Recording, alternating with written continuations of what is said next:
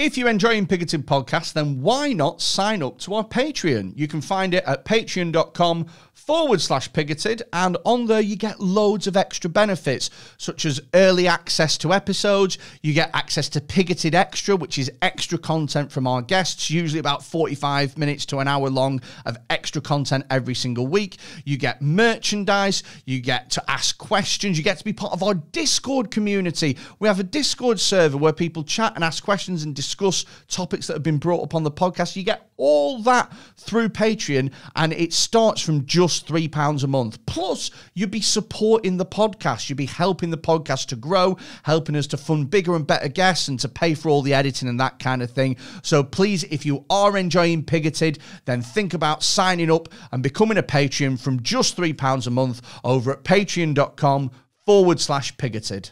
Welcome to Pigoted Podcast. Joining us this week is comedian Davey Ash. Hi, Davey. Hello. And joining us also is our expert, Joe. Hi, Joe. Hello. And we are going to talk about today, I'm just going to move your mic, Davey. We are going to talk about today Flat Earth.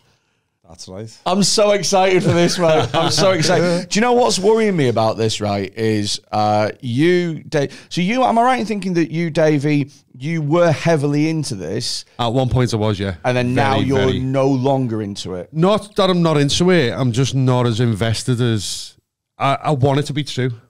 I get what I mean? I've just got a sort of, oh, that's interesting. Do you know, that sort of, gun to your head, right now, flat or round, which you going with? I don't know.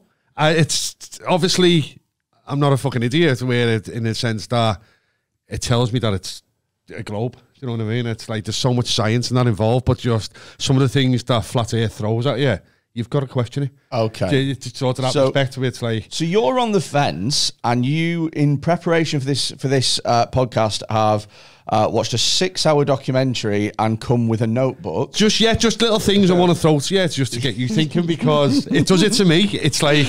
And Joe has come with a £3 football that we are going to use as an Earth-based prop. That's what they're doing next door. I didn't bring that. Oh, right. I thought you brought it with you. But there was a flyaway. Really? Yeah. A nice smooth one without the ridges on. And I have done no research or preparation whatsoever. I'm just going to wing it and chat. Yeah. So just as we get started, how long, Joe, have you been into Flat Earth? So when was the point for you where you were like, 2015. 2015? Yeah. What happened in 2015? So my mate sent me a 40-minute video saying a bit of fun. So then I ended up watching it, and then it made a lot of sense. So then, just at the end of it, when it finished, I just went, fucking hell, that's made a lot of sense there. So your mate sent you a video, and you watched the video. And it covers everything on Flat Earth, all the lies from NASA, everything. And I thought, you know what, because I used to question it myself as a kid, which all we all did. How the people underneath the side of a ball, things like that. So I thought, I remember standing up, walking to the window and looking at the trees, and how we fuck spinning. And then sitting back down, watched it again then. So then I was taught, and then that's it. 3 days solid. I just looked at nothing but Flat Earth. Invested the globe, so just looked right into the globe. Shapes, distances, sizes, things like that. And then just know that there's no proof for the spinning ball globe. Okay. So what a Flat Earth it is. So I've been on it for 6 years. So what a Flat Earth it is someone who doesn't believe in the globe. Okay. Yeah. So someone who knows that there's no proof for a globe. So no matter, myself, I don't subscribe to any model of Earth. So I'm not going to come here today and try and sell you a Flat Earth at all. So, right, okay. So my main point is we don't live on a spherical Earth flying through space, allegedly away from a Big Bang. So the term Flat Earth for you is misleading, because when I hear the term Flat Earth, I think that the people who believe in that believe that the Earth is flat. Yeah. But what you're saying is it's not necessarily I think the Earth is flat. You just think I don't think it's shaped like a ball like everyone else thinks. Like, you know, a lot of like, I made a WhatsApp group back then. I was called the Global Eye. So a lot of people dance going Flat Earth. But to be honest, at first, we was like, I was in WhatsApp groups with my mates I grew up with and that. So I was trying to say, look, the Earth's flat. We don't live on a spinning globe. So I was trying to sell them a flat Earth model, a geocentric model, what's been about for 2,000 years. So you've got the heliocentric model and a geocentric model. The geocentric model has been going for a lot longer than 500 years. Okay. Since Copernicus and whoever else was chatting balls. Right. So very quickly, let's again, 'cause you've lost me already. Okay. You're gonna get lost now. You're gonna get. So lost. there are two different types. There's a heliocentric model. There's a heliocentric model what's that, where sorry? we're spinning around the sun. Okay. Yeah, but before that, 500 years, every ancient civilization was geocentric cosmology, which is we're the centre of the universe, and the sun and the moon revolve around us, then, just like we see today. And then science adapted. Science got better, and then we changed our beliefs. That's what happens, isn't it? Yeah, it's all the heliocentric is all hearsay. Oh, sorry. So are you saying that the Earth is the centre of the universe? I'm not saying, because I don't subscribe to any model. Okay. But a geocentric is the flat model that's been about for 2,000 years. Yeah. Okay. And then for 500 years, they've been saying we're on a ball in a heliocentric system, flying through space away from a Big Bang. Yeah. So there's two models. But I mean, I don't think that's like. I think that's just how things are, isn't it? Like for God knows how many years, we thought that like leeches cured stuff. And so if you were ill, you just lie on a bed and a doctor would come with some leeches and chuck them. They thought the leeches sucked the blood out and that got rid of your poisons. And then science adapted and science got better and we went, oh no, actually that's bollocks. And then we changed. If I read into it right, was it the Egyptians? And someone figures out with the solar system, obviously a way of measuring it. That's what attached us to being on the globe. And that, it's with the light going into. Because like I say, I play both sides of it. I really do. I read a lot of facts. I'm like, oh fucking hell, it could be flat. But then you read the science side of it and go, fucking hell. I don't know. But it really is. Just on. So you're saying that science has proven a globe? No. I'm saying that. You talked about how for a long time we thought that the Earth was the centre of the solar system, and then science changed, and science got better, and we realised that the sun was the centre of the solar system. And I'm saying that's how science works. We constantly learn new things, and we adapt what we believe based on those new things. Well,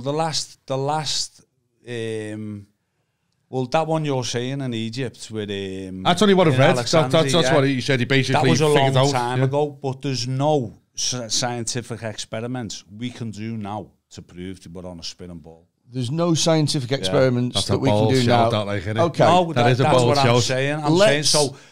Okay, so let's take the spinning out of it and let's just deal with the ball thing, because there's loads of scientific experiments that you can do, and we've been doing them for ages. Okay. So, for example, you mentioned one of the first ones was the stick in the sand, and so Eratosthenes. Pardon? Eratosthenes. Yeah, totally. So they put the stick in the sand. They measured the shadow near the equator, and they found it was shorter than the shadow somewhere else, which proves that the world's shaped like that. You say that though, Fred. But if the sun is not, do you know how far the sun's meant to be? I've got a lot of questions for you here, so I'm going to. I'm going to say. Do you know? This is the man who's done no research. Well, he knows a bit. They're going on about the. Can I say though is because in your head like you think flat Earth and you think conspiracy theorists, right? And then you have you have an idea in your head of what that person will look like. Yeah. And you're way too good looking to be a conspiracy. Isn't he too good looking to be a conspiracy we had theorist? Joe on our podcast that we had the same thing. People had painted this picture because it was an audio thing. Yeah. And I was like, we had loads of complaints, and they were like, who's this Joe? And I went, you know what? He's actually a nice fella. I imagine you were going to fucking smell to high heaven. He was going to stink. I was going to be like, that's why I bought this fucking beanie. I was going to use it as a mask. I've actually spoke though to flat earthers who were quite like intelligent. And you think the same. You think to yourself, there's all kinds of professors and everything speak about we don't live on a ball. Can I ask very quickly? Is flat Earth the only quote-unquote conspiracy theory that you believe in? Is that the only one, or are there others? I'm into everything.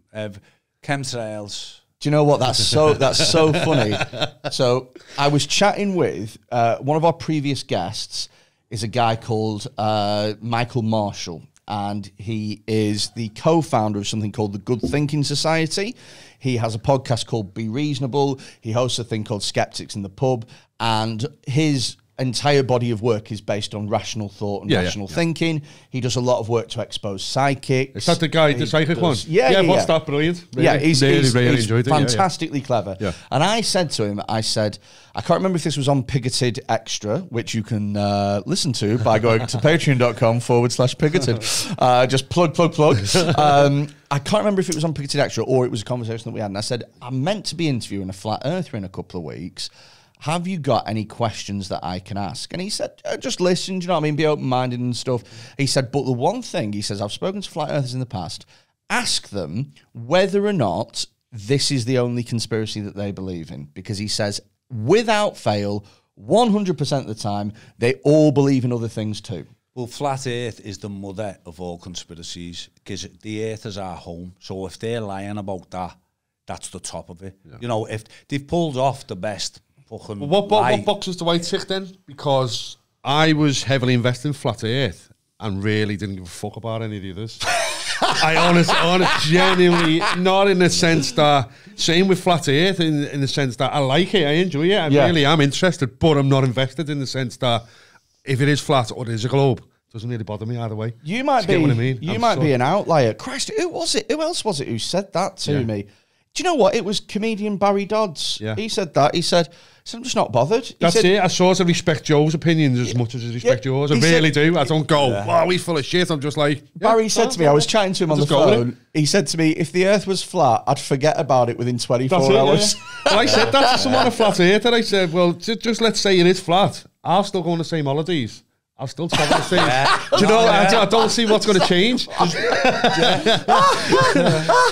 don't see what's going to change in my life. I really don't, though. Can I still get some Magaluf? Yes, I fucking can. I'm not arsed. Just fly that way, it's quicker. Yeah.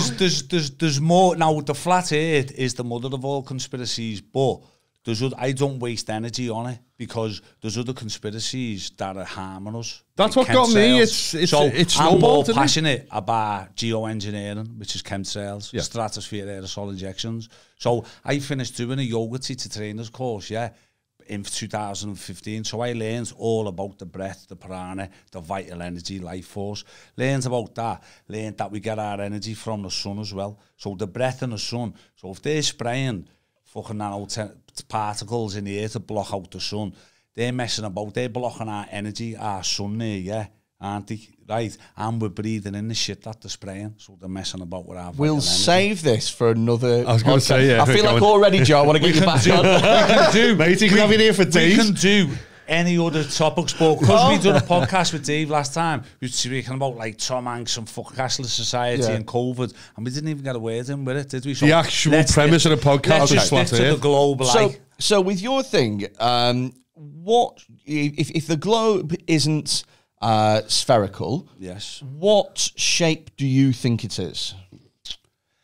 I wouldn't want to be honest, right, I was thinking, well, I thought I'll go on here. Now, I don't subscribe to any model myself, Now, I'm not going to try and sell you a flat earth, geo-centric cosmology, which all works, fully works.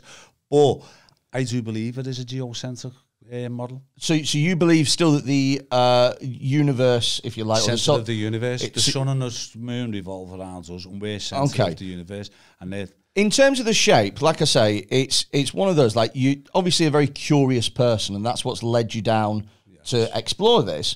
I can't believe that your curiosity has uncovered that the Earth isn't round, and that's where it's ended. Like, if I was you, knowing you as I know you over the past 12 minutes, I would think that somebody like you would go, okay, well, what shape is it? So I don't believe that your curiosity has stopped. So right now, what would you, if I had to pin you down, what shape are we going for? Flat geocentric. Okay, so now flat and motionless geocentric. Oh, motionless. That's interesting. So does that mean that it doesn't move at all? No, doesn't move at all. Just the luminaries revolve around us like it states in the Genesis Bible. The first page of the Genesis Bible, it says, and God created the firmament. Do you know all about that? Do you know the basics of flat Earth? Are you religious yourself? No. I'm religious as divide and conquer. I believe in a creator. Okay. As soon as you know we're not on a spinning ball flying through space, it goes back to, well, who created the Earth? Where did it come from? Because with the Big Bang, right, that's like an explosion created pure. Do you believe in Jesus and like? Don't believe in Jesus whatsoever. Loads of bollocks. But I find it interesting then, therefore, that you would quote Genesis, but ignore the rest of the Bible. No, King James Bible's being daffied with loads. It's being bashed. So the Genesis and the Book of Enoch. Now, if you ask any priest, let's talk about the Book of Enoch. You don't want to know about that. Oh, it makes a bit of. Now, I haven't read the Book of Enoch, but I've got my right hand man who's proper biblical. Get him on. Get him on. He'd just be to speak about this, you know. the Book of Enoch and the Genesis. So as soon as you went to the King James Bible, the New Testament, it's just little bits of truth in it, but. But I'm not religious at all. The religious is with the Earth being stationary. This is some of the notes because I watched, like you said before, I watched a 6-hour documentary just to prime myself.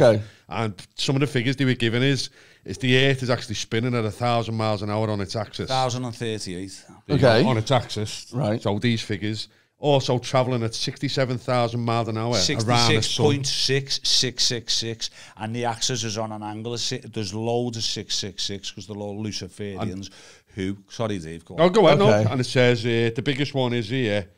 Is we're travelling at 500,000 miles an hour around the Milky Way, while the Milky Way is shooting around the known universe at 670 million miles an hour. There's 4 different different actual motions. figures from like The heliocentric. Do you believe that we're actually going? We're spinning that way. Yes. And, So Yes, because right there. but every single thing in the Because- universe is aligned perfectly where nothing goes. Like you've got your stars where we're spinning so quick, spinning around the galaxy, which is spinning itself. Yeah. But everything's just still in the same place. That's their argument. 4 different vectors. Gravity. Yeah. Yeah. Every single planet. Gravity. So, okay, I you know what I think? I think we Gravity's should not stop proven. on first base talking about gravity and NASA, because gravity just keeps everything all in place. So if they never had gravity, they wouldn't have a leg to even argue with. But the thing is, though, is like I get what you're saying about how we're going so fast. That's the only thing that keeps me interested, because when they break it down, they're saying everything's spinning so quick, but everything's in the one place, and you're like, how? But again, because there's forces that pull things to the centre. But according to this documentary, gravity's not proven. It's a hoax. I know. We can go through gravity right now. It's only a theory. Do you believe gravity? It's a theory. Wait there, Freddie. Can we have honesty? Yeah, I want to put my hands up now. Look, I want to put my hands up now, and I'm going to be 10 out of 10 honest. I'm not going to try and I love bullshit. it, mate. This is what I love when you just throw grenades in and it goes. If you hit me with a question, I'm not going to beat down the bush. Go on, I'll put my hand up. Reply. So are we going to be honest with each other here? 100%. 100%, Dave. Yeah, go on. So if I on, say to mate. you, well, look, that's he say, that's just a belief. Okay. Are you going to say, well, yeah, you're right, Joe, that's just a belief? Okay. Great. So we've got the honesty. Oh, there. I'm 100% honest. I was worried that you were going to ask me something like, you ever had a finger up your bum? And I'm like, oh, shit. No, that's what, when we were setting the podcast up, that's what I said to Joe. Freddie's wide open to me. And I'm myself. Like, I've got my beliefs. I've got what I think's right. But if someone throws something at me, I will listen and go, well, Can we talk we're still more? talking about finger up the bum. Gravity, man. Flows off. So here's the thing, right?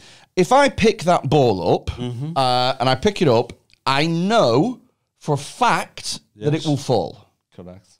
Okay, so what do you call that force that's bringing it? Well, so when you pick that ball up, Yeah. right, you put force into it, you're lifting it, aren't you? Okay. Okay, right. So when you're on the ball, do you feel a pulling force, a gravitational pulling force?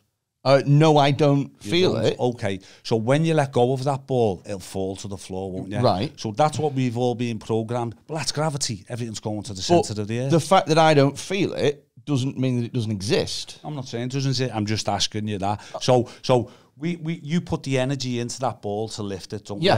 Right? And you let go, it's gonna drop. But if you hold a ball, can you feel a force pulling it? Again, You no. don't, yeah. But Okay, so what I'm going to say is the molecules in that ball, Yeah. it's heavier than the atmosphere, the medium we're in. So it's going to fall. That's down to the laws of density and buoyancy.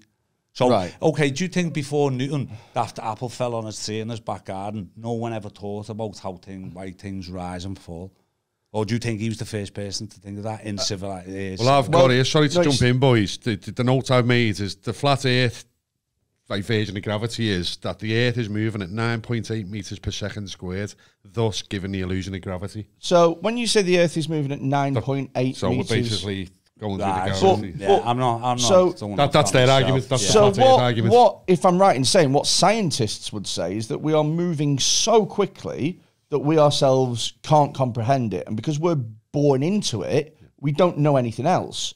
But 9.8 meters a second is Squared. it's squared is slow enough that we'd all be able to observe it. Yeah. But that's what it's like saying we're spinning at 1,000 miles an hour. We can't observe that. We do not feel like we're moving at all.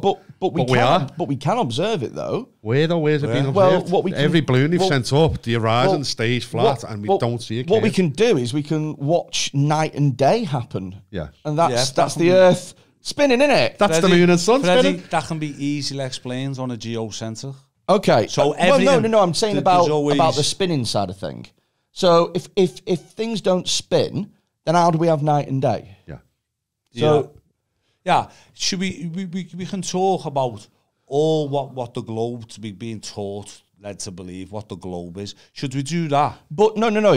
If the world doesn't spin, Yes. then how is night and day possible? Okay. Because the moon and the sun are coming round us, apparently. Yin and yang. Do you know the yin and yang symbol? Yep. Right. So all Your head's gonna fall let's off say, here, you know. Right. Let's, Yin and yang. okay. Let's say this room's gone dark. Yeah. Yeah, okay. Right. Now the sun and the moon are a lot localer than they tell us. Do you know how far the sun's meant to be?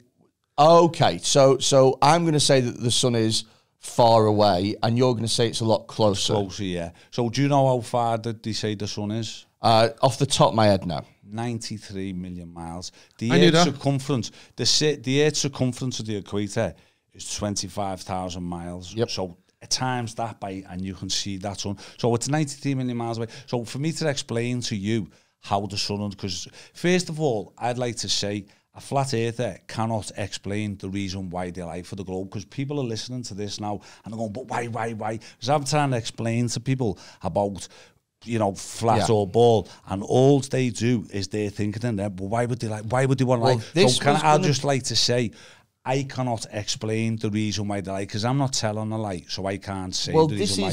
this was going to be one of my questions. So, look, I'm not closed off to all conspiracies. Are you open to new information on the globe? Totally. On the flat earth? But here's the thing is so I'm not, I think that sometimes people think that with conspiracies, you're either in them or you're not. And if you're in them, then you should be in all of them. Yeah. And if you're out of them, you should dismiss all of them. Well, that's the way it is. Now, if somebody said to me that there's a new world order, there's a secret committee of fucking 20 people or whatever who are the richest, most powerful people in the world, and you've never heard of them, and they all meet together in order to control the world and better further their own interests. Yeah. I would say, I want a bit of proof, but I would also say, well, I can understand why that would exist. I can understand that the people in power, it's in their best interest to stay in power. I can understand that. If you talk to me about chemtrails or something like that, well, I don't believe it, but I can understand why it might exist. Yeah. If you talk to me about, gosh, what are any of the other big conspiracies? 9/11. So you're open to most of them. No, but what I'm saying is, with all of them, I can see why that conspiracy exists. Okay. So, for example, with 9/11, Twin Towers didn't fall or whatever, I can see, okay, well, they needed to manufacture a reason to go and invade that country for oil, blah, blah. Yeah. I can see it. This is the only conspiracy can't see why. What do they have to gain from it? Yeah. And that, to me, I know that you kind of went, look, I'm just here to say, I'm not here to say why. But you've got to admit, that's a big one. Okay, well, let's just say there's only two ways that Earth can be. So they say, the ball Earth is a big bang, isn't it? Right. A destruction, an explosion. Yep. Right? And then it created all the planets. Okay. And it created us and our eyeballs and fucking, you know, because they're so intelligent. The human body has got such a design that's out there, right? So they're saying that there was a big bang explosion, yeah? So that they say, oh, the Earth come from a big bang, yeah? Or otherwise, once you know we're not on the ball and there's no heliocentric system and a big bang, you've got to go back to the flat Earth, geocentric. But then, right, that's being an intelligent designer. Okay. A creator. I see. Right. Okay. So are you also saying that the Big Bang is not correct? Yeah. The Big Bang was created by a Jesuit priest called George Lemaitre 150 years ago. So anyone... I'm glad you just said that, because I was just thinking, I've got a meme on my phone about that. I know I never included it in my notes. I actually read up on the Big Bang. Okay, and so he's a Jesuit priest. Yeah. He should be a God creation worshipper, shouldn't he? Okay. Do you think he should? That was my first... Basically, through his religion, he he's going against religion by a big bang, isn't that was my first thing to say, is why would a priest have that's my question. So that's why would a priest make things up? It's being infiltrated for a long time. But that doesn't disprove the Big Bang. Oh no, but I just thought to say that just so. Oh no, that was my first thought too. Yeah, so they're saying there's a Big Bang, but from an explosion doesn't create things. So going back, because we're getting slightly sidetracked, what's in it for the people who? Because I think about how much time and effort and money you would have to put in to keep this lie perpetuating, and it is trillions of dollars. And if you think as well how many people have to be in on this lie, every scientist, every space agency, every pilot, everyone who's ever been up to space, every astronomer, everyone would have to be in on this lie. For what purpose? Have you actually seen that footage, though, Freddie, of the moon landings? Have you seen... Get it up on YouTube, basically. I've seen footage of the moon. Do you believe in No, we're not doing the actual moon landings. They've actually interviewed the astronauts afterwards. And they said the body language, it's like they're not excited because they went to the moon. They're actually, the body language shows that the dog tails over. It's so bizarre, yeah. With the moon landing, there's something that anyone can watch, and it's called A Funny Thing Happens on the Way to the Moon. It's an award-winning documentary, right?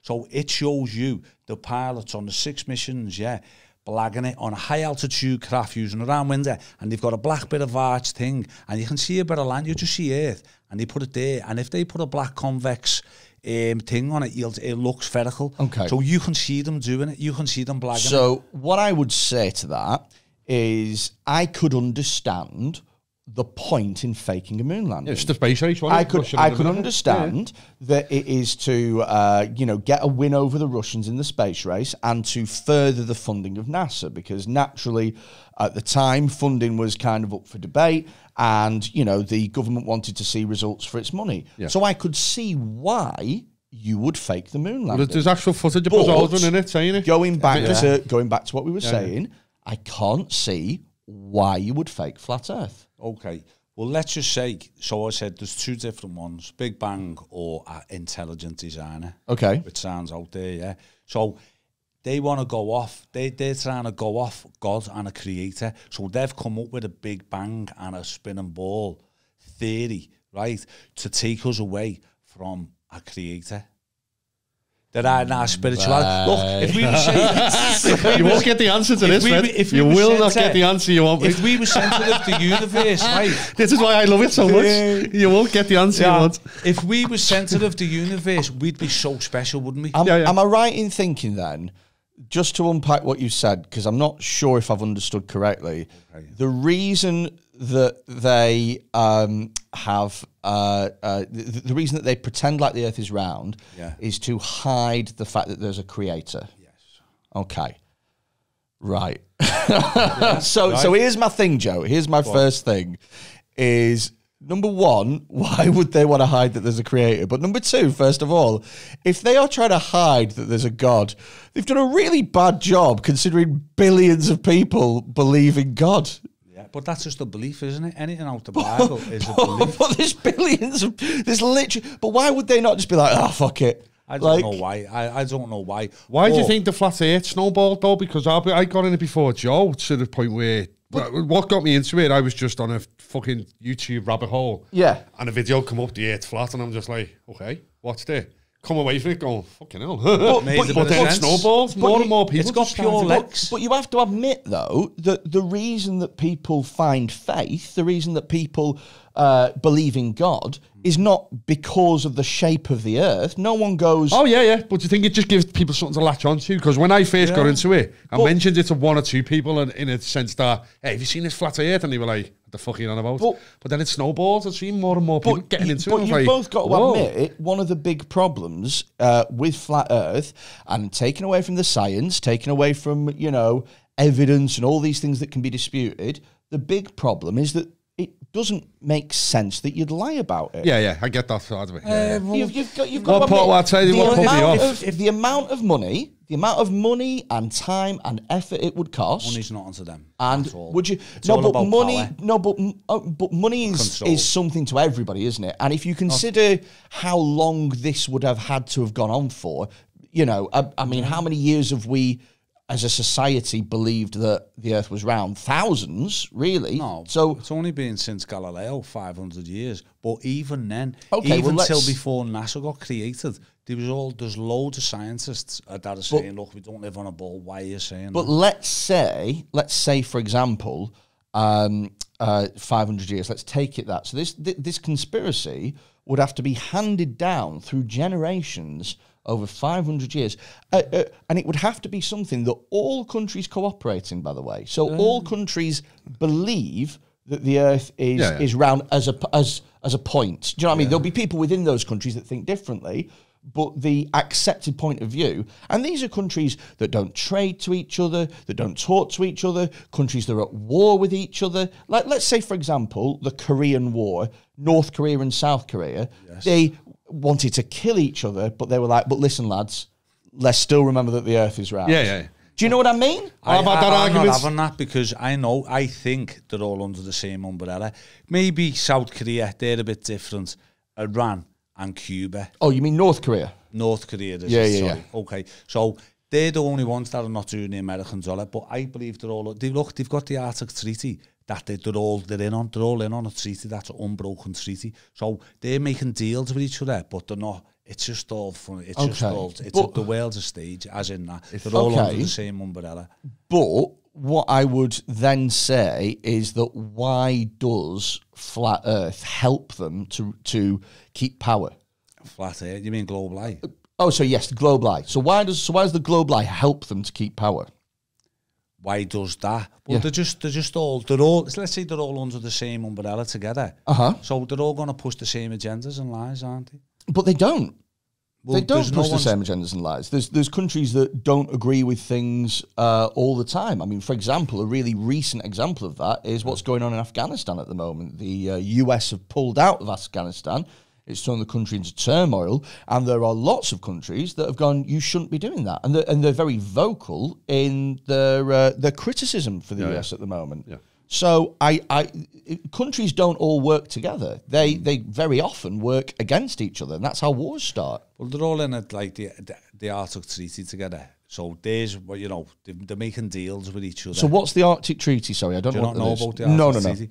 The Arctic Treaty is a treaty that got done in 1958, signed by 52 nations to say no one can go to the Antarctica, right, at all, but you can on an expedition, yeah.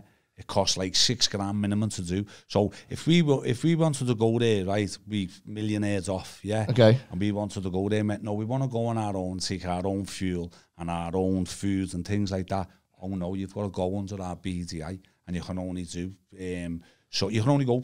I believe you can only when you do these tours, expeditions, you can only go as far as 19 miles from the ice cliff. From the Arctic Circle. That's what keeps. That's the ice cliffs going into the Arctic. Right. Okay. So you're gonna have to help me out here when you say on a flat Earth model was surrounded by ice. On a flat Earth model, right? That keeps the waters in. So under the globe model, you've got the North Pole and the South Pole essentially. and it was sort of top and tailed by two big fuck off slabs of ice. Yeah. But with you, it's sort of like a dinner plate, and around that plate, let's say, because that's what I told. We're best off doing a bit different models with the flat Earth model. Let's say it's a dartboard, okay, but it's got upturned edges. Yep. Yeah, right. Now the bullseye is the true magnetic North Pole called Mount Meru. Okay. Right. This is all in ancient cosmology. Mount Meru. So a dartboard, and then all the water, is all in it, and on the edges of the dartboard keeps all the waters in, and then you've got all the islands in it, like all the land. Okay, so we're sort of like it's sort of like a retainer that goes around a disc. When you mentioned ancient cosmology, I'm really interested why did you mention ancient cosmology? Because every ancient civilization had the exact same cosmology. All the geography was the same, and the old state with the heavens above is a firmament. Right. Okay. People say it's a glass firmament, and that's what the stars are fixed into. So it's flat. It's within a half sphere type of thing. Right. Let's just let. I love it. Let's just let this sink in for a minute. Let's say. So we're in a fucking Millennium Dome essentially. Yes. Yeah. Have you ever been to a planetarium? You what? Yes. Okay. Well. With the geo-centric model, it's a dome, isn't it, with Polaris in the middle, right above the North Pole. So everything else, and that's fixed. The Polaris doesn't move at all, does it? No, it doesn't. Doesn't move, but we're on all emotions, Dave just repeated before. None of the sorry. Polaris does move slightly, depending on very, very slightly, but because it's so far away, it doesn't move. Oh, that's, Whereas when you have, for example, the fucking, the plough and the fucking all those ones, they do move because they're closer. They do move, so this is another thing. How do we explain the fact that there are some cosmological star constellations that you can see at some points of the year, and there are some that you cannot? If we were on a disc, we would all be able to see the same stars all the time. Because the Earth's big as well. People forget this. People go, well, I can't see. No, but the Earth compared to the solar system is minuscule. It's nay but a grain of sand in a fucking... It's a vault. The firmament, so they say, right, is a vault, and it moves around doing all its seasonal things. So some parts of the year, you're not going to see it. So I'm like a planetarium, that can go over there, and then that's out of your So view. it's like Truman Show. So in Truman Show, I get where you're going. Where there's a dome over the top, and all of the all the weather and all of everything is contained within this dome. Yes, and glass ball, snowball. And on the top of the dome, if you like, are the stars. Correct. Does that then therefore mean that under that model the stars don't actually exist? No. Because if they're on the top of the dome, they don't exist, do they? They're just painted on in the dome. They're just lights. Oh right, so stars don't exist. They're just lights. The stars. So we're going to be comparing. We could waste a lot of time comparing models. Probably here. Probably going to. We're going to do that. Going. So, what was that question you just asked then? So I'm trying to get my head around the fact that there's a dome. Okay. I can't prove there's a dome, but that's what I'm saying. That's what flat earthers say. And ancient cosmology, there's a dome above. It's all being. But I could imagine because this goes back to what we were saying before about how science is our tool to progress our knowledge, right? And in the ancient times, thousands of years ago, I could look up at the sky. I got no way of being there because it's fucking 2000 BC. And if someone says to me, there's a dome and that keeps everything in, I'd go, yeah, that makes sense. But Can I argue though with you? With science? Yeah. Basically, one of the flat earth arguments was, if you look out over the sea at the horizon, or if you watch a sea, just by your eye, it just dips over the horizon. Yes. But science created a better camera that they put in the same view as your eye point, which when zooms out further than the naked eye can see, you can still see this boat. And due to the mathematics of the Earth, you should not be able to see that boat. So that science is sort of contradicting itself there. Because science created a camera where They had no other proof. They've gone, right, I can see that disappearing over the horizon, hence there's a curve. But with this new camera, they've gone, bang, zoomed right in. You can still see the boat. But you can recreate that same experiment with lasers, and you'll get a much more accurate result, and you'll get the right result. Well, the one I'm going to pull you on, well, not pull you, obviously, is throw in, it's called the photo of Chicago Skyline. Have you seen that one? No, I've not seen anything. But basically, in Lake Michigan, there's a lake over between 60 and 100 kilometres. And due to the mathematics of the curve, you should not be able to see the Chicago skyline. Okay. Yes, you can put this camera down, say a foot off the floor. When you say, and someone might dispute it. I don't know. You can see landmarks that shouldn't be seen. Right. Basically, they've put this camera in place. They've zoomed right into Chicago, and due to the mathematics of it, say you get on a ball here, every so many miles there's a bit of a curve, and they've worked out the mathematics of from when they put the camera there to the Chicago skyline, you should not be able to see the skyline. From that eye level, and you can. So how far away? I'd say it's like 100k. It's between 60 and 100k. They worked it out. I'll get the exact figure. Okay. But this is one of the questions that gets me thinking. It's just what I would say. One, I've read it's a mirage. Two, I've read it's due to air pressure. So what I would say to that, and again, I don't know the. Yeah, this is just a question I throw in. This is what gets me thinking. I'm like, Dave, did you ask him to do his little bit of homework on the ball? You seem a bit clued up. No, I genuinely don't know. Okay. I'm honestly just going off like logic in it. Logic. What logic? So what I would say is, the curvature will stop you from seeing the base of these buildings. So you can see the actual whole skyline. That's the argument. But but you can't see the door where some cunt walks in. You can see the whole silhouette, basically. I'll get you it online. But the reason being is because these buildings are hundreds of feet tall. No, but you've done the mathematics to it to say you should not see them buildings at all. That's a scientific observation experiment. If we don't know, that's the type of thing that keeps me sort of like intrigued. But if we don't know, first of all, if we don't know the curvature of the Earth, which we don't off the top of our heads. They do it something over at every 6 miles. I know it all. So we don't get taught that. Why don't we get taught that? Do you think? Because that's a big thing. Well, I can tell you, I used to be a teacher. Okay. And I can tell you that the reason that we don't get taught the curvature of the Earth is... The measurements, the formula. It's pretty much down to the fact that we don't have time to teach that. There's an awful lot of things. But no one teaches it. But it's not really... The spherical trigonometry. It's not a case of hiding. It's a case of, first of all, our education system's really bad, and it's very good at teaching us stuff we don't need to know. Mm-hmm. And it's very bad at teaching us stuff that we do need to know. Yeah. So I wouldn't say the curvature of the Earth is something that every kid needs to know, but I would say that every kid needs to know your rights, your human rights. I think you need to know your civil rights. Yeah. I think that they should be taught what a police officer can and can't do. I think that they should be taught how to budget and shop correctly. I think they should be taught about finance. I think they should be taught about how to make food based on whatever's left in your kitchen. I think that stuff should be taught over music or art or something like that. Is it fair to say though, if they taught every kid all this, then no one would do the shit jobs? That's what I always thought about it. What do you mean? They taught every kid to be financially independent, it's indoctrination. Go and pursue comedy, go and do something you want to do. They don't teach you that in school. Like, no one said to me in school, "Oh, you're quite funny. Why don't you go down this route?" No, but what I mean is, there's basic life skills that they should teach in school. Oh, without a doubt, especially like with finances and stuff. So I would say that the reason that the reason that they don't teach the curvature of the Earth isn't because there's some conspiracy behind it. It's because they literally don't have time to, and we are set by the national curriculum. No, I'm just saying. I'm just saying that they don't teach us that. Now, that information is not easily to be got. What the curvature, elevation lost over it. But just for the people who are listening and watching, because some people haven't got a clue. People I go, do you know how far the sun is? No.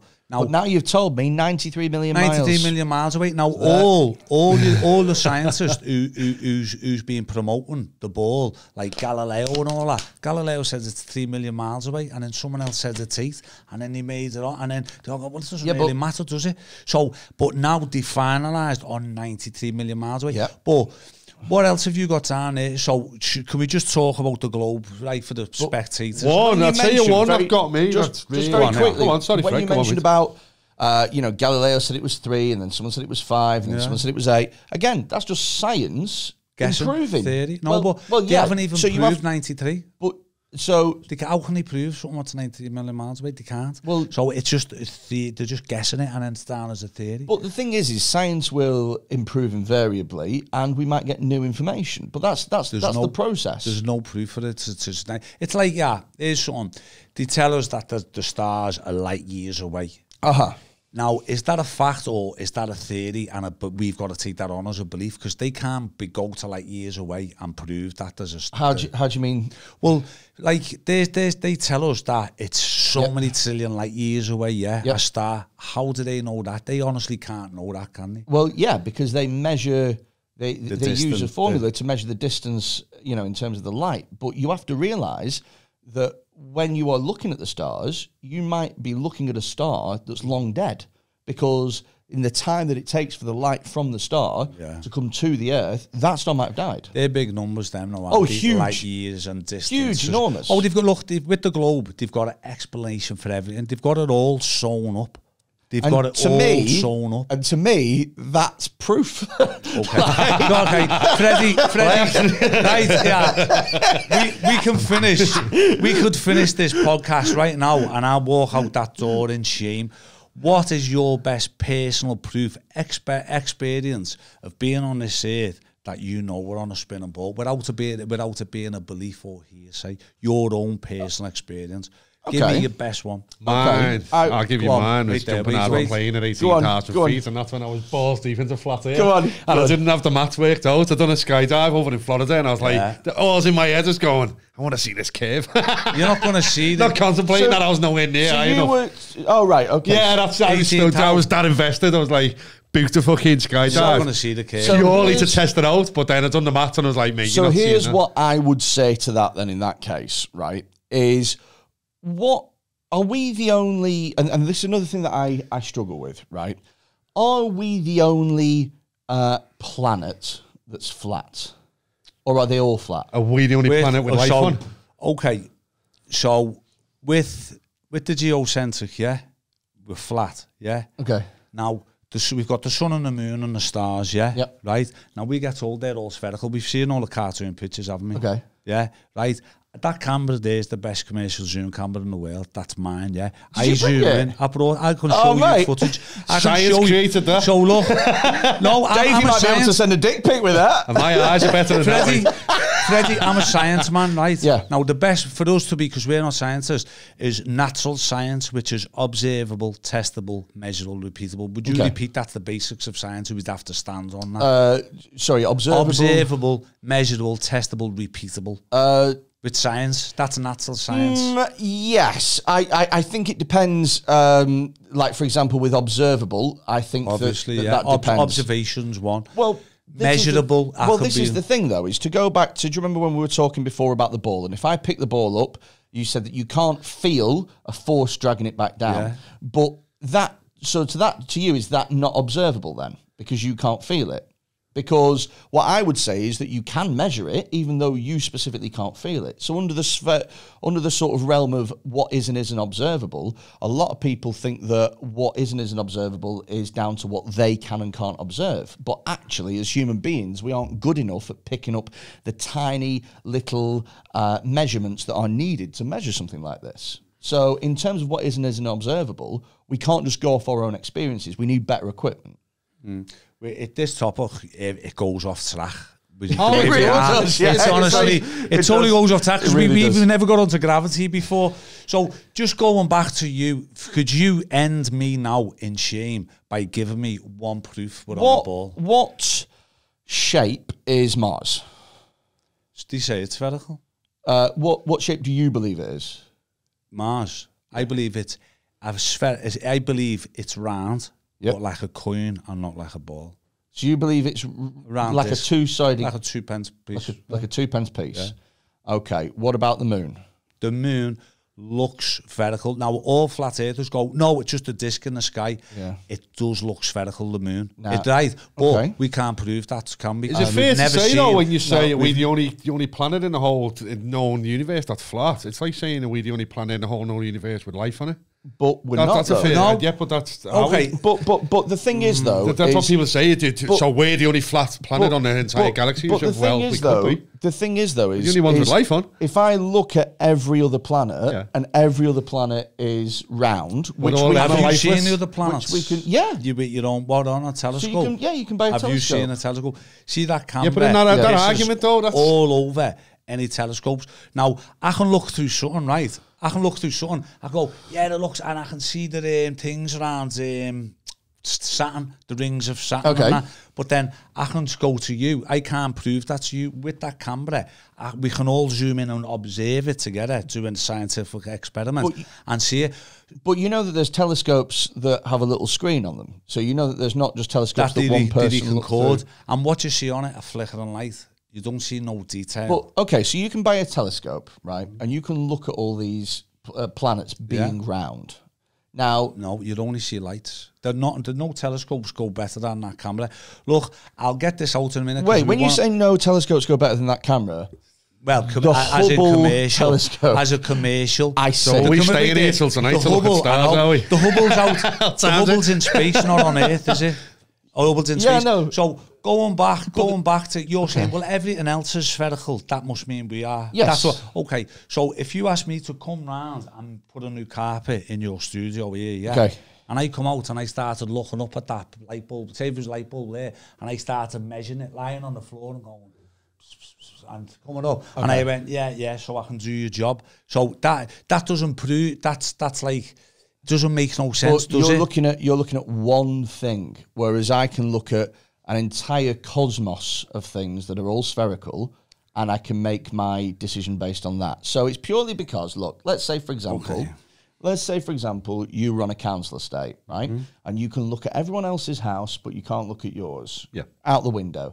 And everyone else's house is blue, right? And someone says, Davey, £100 if you can guess what colour your house is. What are you going to say? I get what you mean. Yeah. Exactly. Yeah, but my argument before was, though, is that you look at all these planets and there's no life on any of them. We're the only one known with intelligent life on it. Out of these hundreds of billions, we're the only one. So that's only because we can't. Why can't we be different than everyone else? That's only because we can't visit these places. So, for example, they believe that there's. Why haven't they visited us when there's some of them that are thousands of years ahead of us? It's like the Fermi paradox, isn't it? That's the argument with that. Yeah. Where are they all? Yeah. Why haven't they come to us? Well, they could have, but we mightn't have the senses to. But I think this buys into my thought about science itself, and that science is constantly adapting and moving forward.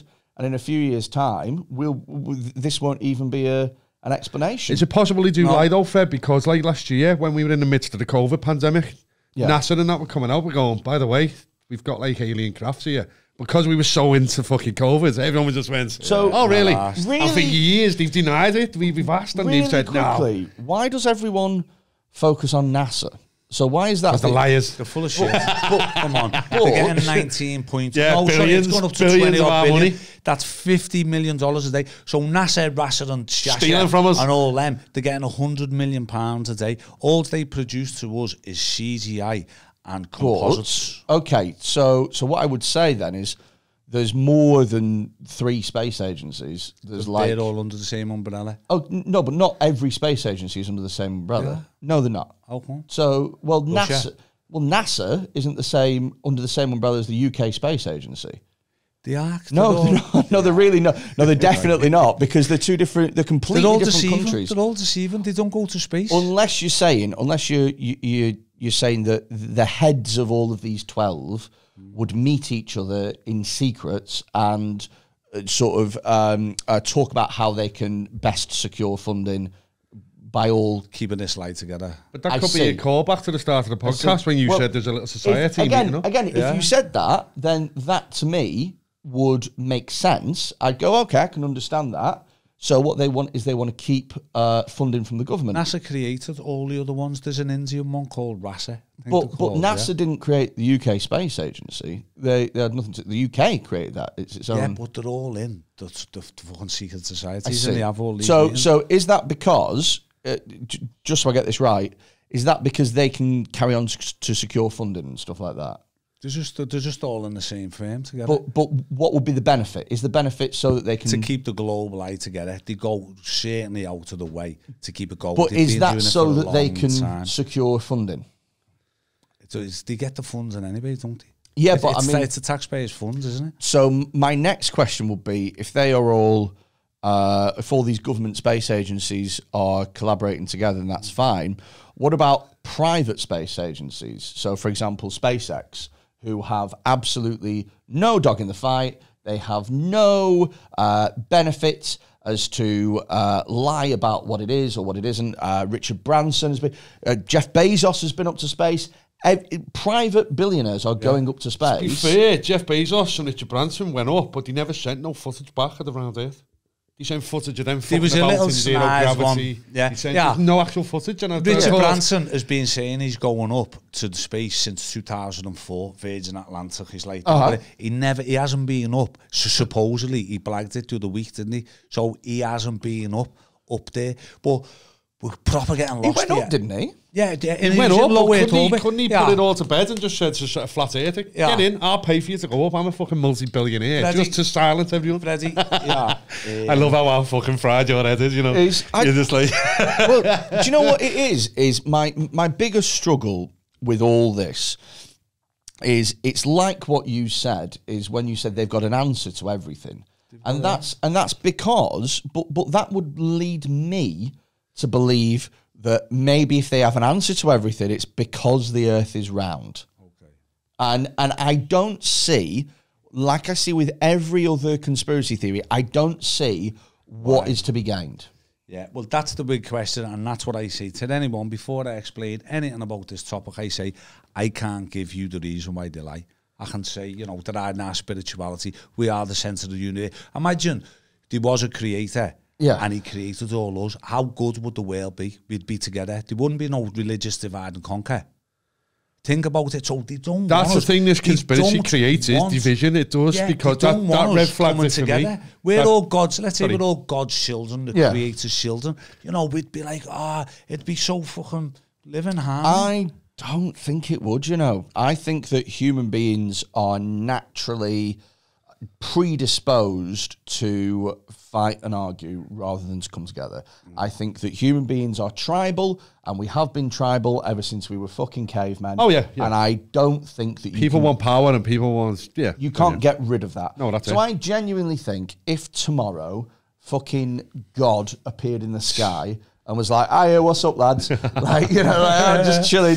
Oh, the Earth, mate, from up here. What? Triangle. Who'd have fucking thought? You're all wrong. Yeah. It is actually a theory. That's why it's a time waster by me trying to sell you a model or a shape. It could be convex, converse, could be wavy, it could be with upturned edges. I don't know. Going back to what you've just said, saying, well, everything else is round, right? Yeah. All you see, and I'm an astronomer myself. I do a lot of video on all the luminaries above us, right? Yeah. So the moon looks spherical. But do you think the sun looks spherical? Yes. It's a spherical ball of gas, isn't it? That's what you're being taught to believe. Well, that's what it looks like. Does it look like a ball? Does it look 3D? What, sorry? Does it look spherical? Yes. The ball? Yes. In all the pictures that I've seen, it doesn't. When you look at it, it's just a disc, it just looks like a disc. But Eddie, we've got to be honest. I'm being honest by saying it genuinely looks... The moon looks spherical because it looks like you see the edges, but the sun just looks like a disc of orange yellow. It doesn't look spherical. But in the sky...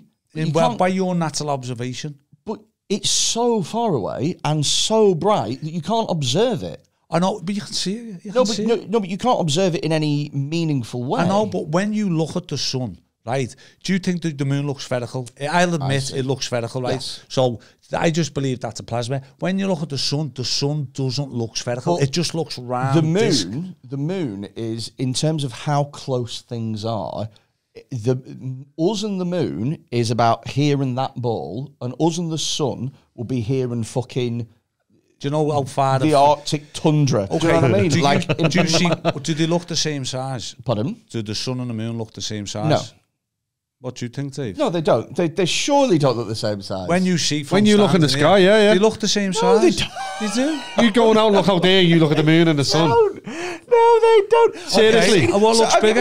Have you ever seen a sunset? Yeah. What point does the moon look that fucking big? The stars on the moon look fucking massive. No, fuck off. it's due to atmospheric conditions.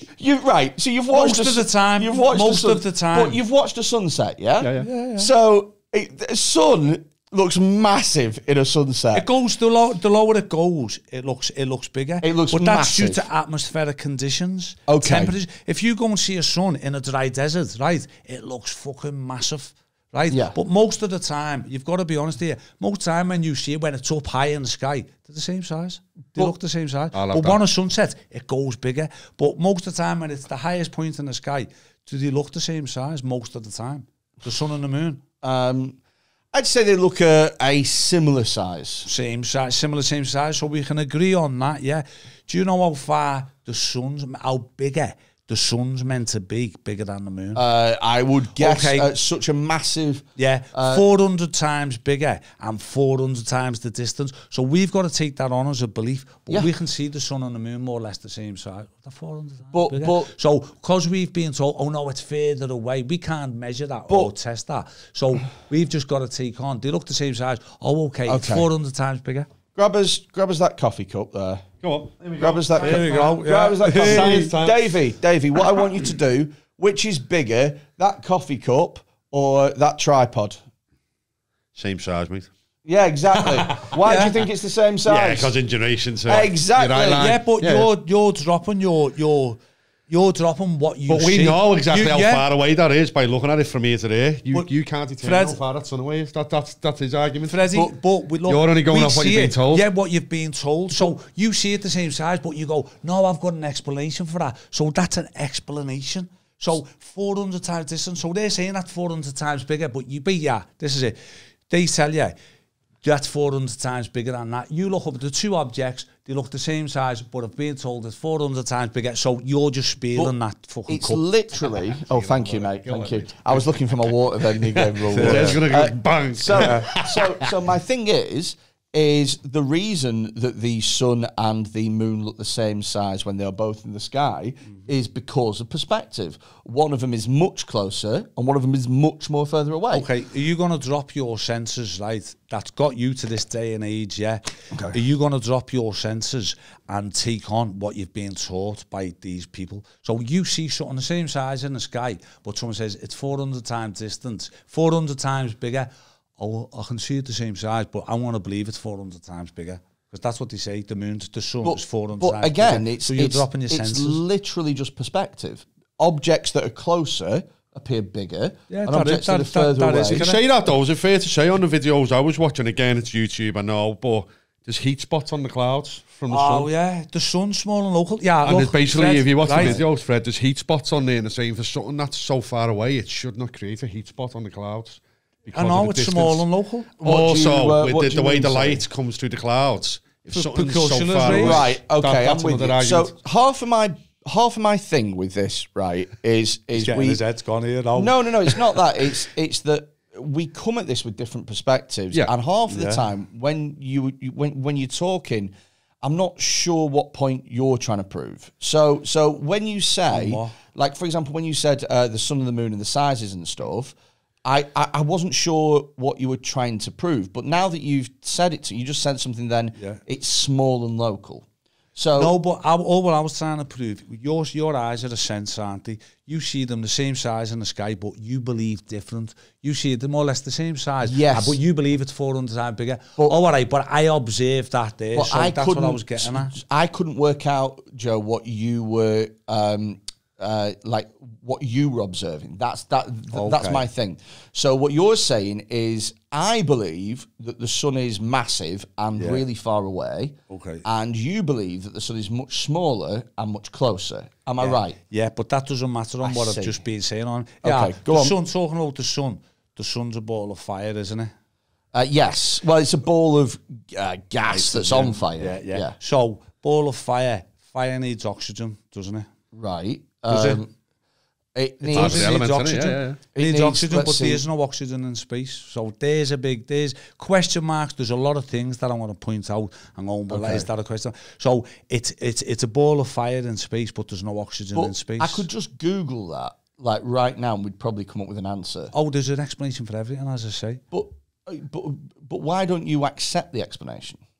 So if I because Googled if it it's now- going against my senses, I'm not going to believe something that I know they've lied on other But things there's about it. loads of things that go against your senses. Your senses are tricked all the time. Your senses are unreliable. Yeah?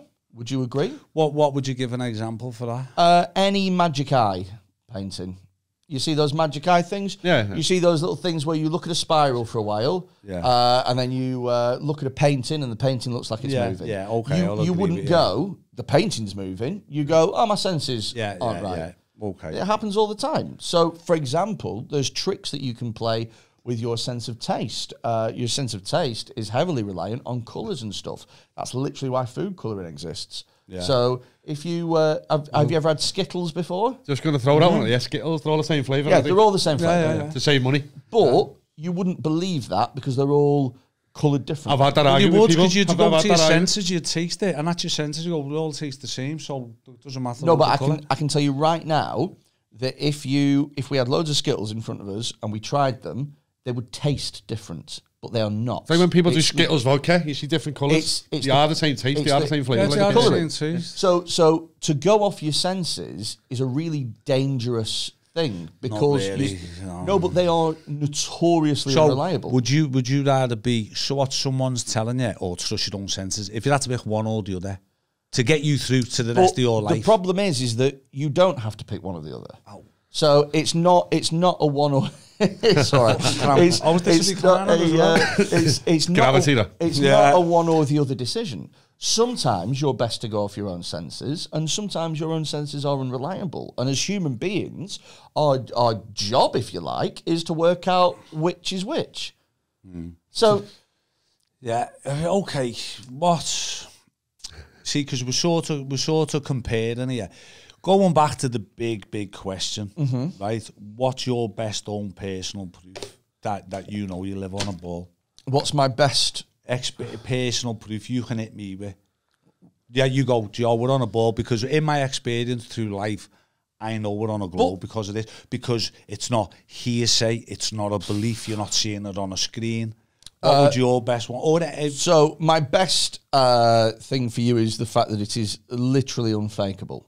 To have it at such a grand scheme is unfakeable. You would have to have, in order for this to work, you would have to have a conspiracy that's lasted 500 years by your own admission, passed down through generation of generation, have countries that do not talk to each other, that have been at war with each other, that do not cooperate with each other, that all buy into this one thing. You'd have to have everybody who's ever worked in any sort of capacity to lie about all it. the people coming together. You have to have every scientist into it. And here's the not thing every as well. scientist, you wouldn't. Well, pretty much. You wouldn't. Pretty much every scientist. Okay, they'd have so to be are you sworn saying into. that's not possible? So let's say, are you saying it's not possible? on that scale, it's not possible. It's not possible. So, do you think it could be possible? So is there any the thing. percentage Here's it the could be thing. possible? In 500, 0%. So Zero? in 500 years, there hasn't been one person who has worked for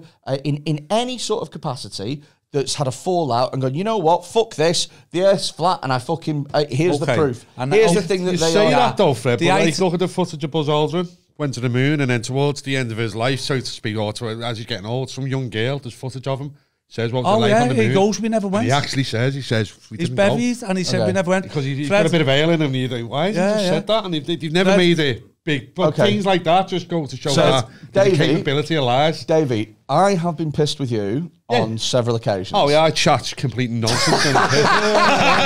But what makes you think that why would like someone who's like made a career of going to the moon would just turn around and go, never went? Listen, right? Let's say, for example, you or I were an astronaut, right? We were 80 years old. Oh, I've had this argument. We were both on the piss. We were both on the piss, and a girl went, "Did you really go?" Right? Come on, let's say at least once we go. Well, let's just fuck with it. I'll tell you the two red flags that's on it for me was one was when I was heavily invested in, and I used to infiltrate these flat earth groups, be very interested. But then two of the questions that say that. Why isn't like just one astronaut come back and gone, hey, it's flat? Here's like the not thing. one and the Here's other one thing is. as well. Here's the thing as well. Let's talk about all these scientists. Right, they'd all have to be in on it, right? So at what point? Every scientist runs. Do you know how many people's gone to supposed to have gone to outer space? Do you know how many people? No, go on. No, I think it's something like 32 or 23. I might be getting numbers. So that's a small amount of people to keep alive, isn't it? That's the only people that's ever supposed to have gone to space. No, but you'd have to have everybody who works in a space agency. They don't know. They don't know what's going on. They're not going in the rockets or the capsules. Supposed to be going making the rockets and the capsules. Yeah. So and the rockets. But what do you like? You understand that the science behind getting those in the air? Oh yeah, there's is rockets. Based on it being a spherical. What? You understand that the science changes depending on whether or not the Earth. Because there's rockets that go up high doesn't prove, right, that they go to space. No, but right. So let's say, for example, you work for NASA, right? Yeah. The calculations that you would have to make to get a rocket into space, based on whether or not the Earth is flat or whether or not the Earth is round, are different. Yeah, and I can prove that to you now. So let's use this ball as a thing, right? Great, here's the ball. Do you know what I'm loving? I'm loving that the amount of people are going to be watching this are going to be so split down the middle. If you're listening to this now on Spotify or iTunes or whatever, you're not going to get the most out of this. You need to go on youtube.com/pivoted and you'll see it. Right, so many people if you imagine that table is the Earth, and you're launching a rocket into space. Is that a spherical Earth or a flat Earth? No, that's the flat Earth. This is going to be the spherical Earth, this ball. Okay, go on. Okay, so if you're launching a rocket into space, and let's call this space, you can see how that would work. Up, up, up. No matter where you go on that table, you'd go roughly to the same. Yeah? Now, let's use this ball. Let's say we're here, and we launch a rocket. We're over here. Yeah, but that's still up, isn't it? Yeah, but we're over here. Yeah. But let's say we're over here and we launch a rocket. We're over here. Yeah. So you understand that the calculations to launch a rocket on this... Yeah, I get what you're saying. And the calculations to launch a rocket on that would have to be different because the process is different. To get it to space. Yeah, because you'd be going to a different part. Because, well, with here, look, it's a flat table. You're going up. I know where you're coming from. And then what you just have to do is you just have to go across to wherever you need to be. Yeah. Whereas you know that space is, that when you're a flat earther, all space is fake. There's no such thing as fake. There's no proof of there's no proof of space. Did you not know that? Space. You can't tell me that an hour and 10 minutes. Listen, you can't tell me that hour and 10 minutes. I've got a big question, right? Frederick. Before we keep jumping ahead, could me and you agree on the height of ignorance is to reject you know nothing about?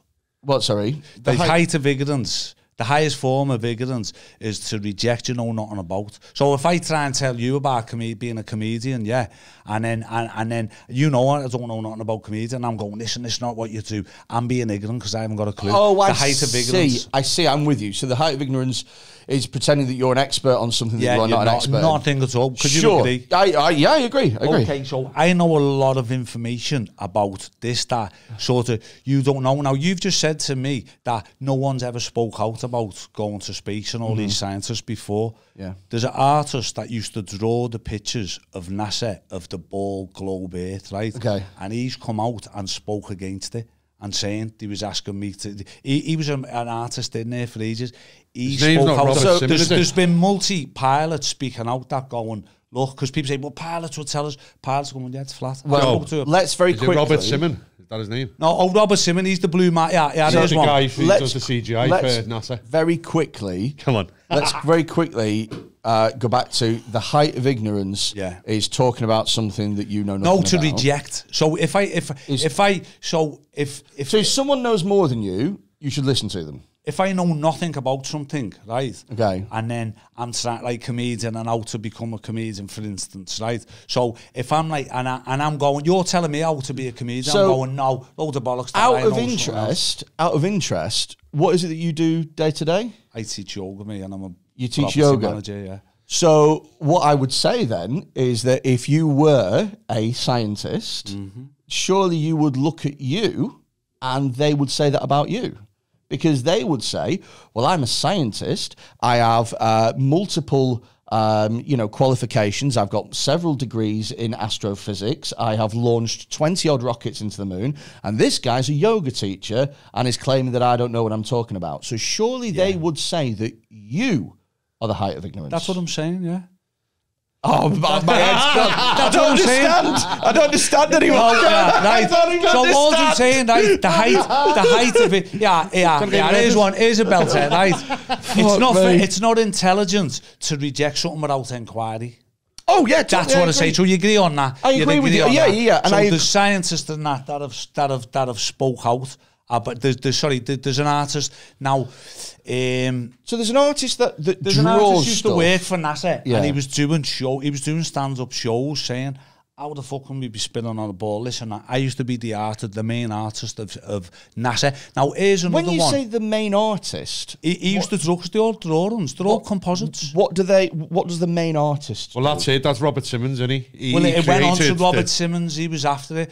So Robert Simmons, is called the Blue Marble Man, because we get a year sent from NASA every year, on the iPhones and that, of a fuck globe Earth, okay, right? So everyone, they tell us they're images, they're not photographs. So every photograph we get of Earth is a composite. It's not a real photograph. Now, anyone can check out Robert Simmons. Used to work for, I don't know if he's still with them now, works for NASA. He was doing a radio show, and he's getting interviewed by this woman. So she said, so what? And he goes, well, what it is, I'm not an astronaut myself. I've never been to space, but that's what the Earth is, what I imagine it to look like. So he's creating a globe Earth, right?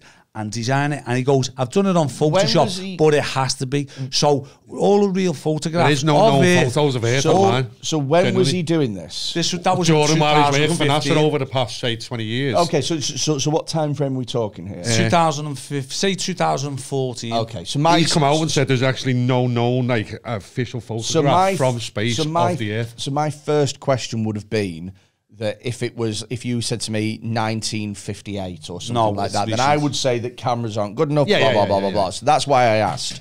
So you're all right. So again, this has just been please, mate. Unbelievable. Just edit this bit out, by the way. Oh, sorry. No, it's fine. Chop.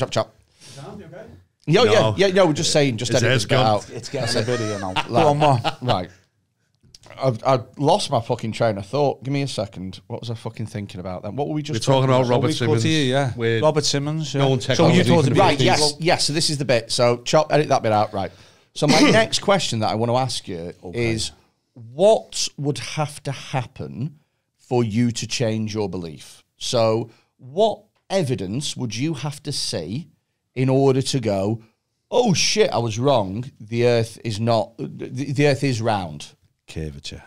Yes. So by me, I know that the Earth is observably flat.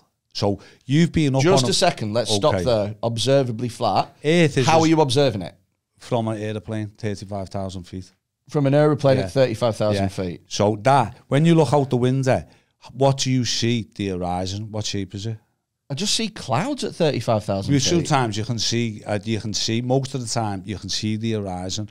What shape is it? But just because you can't observe curvature with your naked eye, which is what you're doing, doesn't mean that the curvature doesn't exist. For example, there's loads of things that you can't observe with your naked eye that do exist. That's why microscopes exist. You're going off track. No. But what I'm saying what is, shape is it? It's just what shape. When you look out that window, what shape is the horizon? Observably, through my eyes, it appears to be flat. But that doesn't mean that it is. Okay. But so where is it at? Do you have to look down to see that horizon, or is it at eye level when you look out the window? Do you have to look out at eye level, or do you have to look down to see the curvature? Well, you look down, don't you? Because no, you don't. Not on a plane. You look out. But that's the clouds, isn't it? No, you see the horizon of the Earth. So we get Earth is observably flat. We stand at sea level. But when you say Earth is observably flat, you're talking about through your eyes. We've never been to space, have we? But again, the thing is you have to admit that there's quite a lot of science. In fact, I would argue most of science that you can't observe through your eyes, correct? Well, we can observe a horizon through our eyes. No, we can agree but on that.